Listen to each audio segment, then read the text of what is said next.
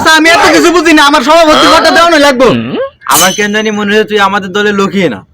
চাচা এটা কি করলেন? এই দলে লাগে কত উস্তালা দিয়ে গেছি, কত জেল খাচ্ছি, দেখছি না না? দেখবো কেমনে, তখন তো সবাই ইন্দুরের গাদের ভিতরে লুকিয়েছিল, এখনই সব বের হয়েছে। এইসব খবর কি আমরা রাখি না? না চাচা, আমার সভাপতির পদ দিতে হইব। তোর বাপটা অনেক ভালো ছিল, এই কারণে তোকে সভাপতির পদটা দিতেছি।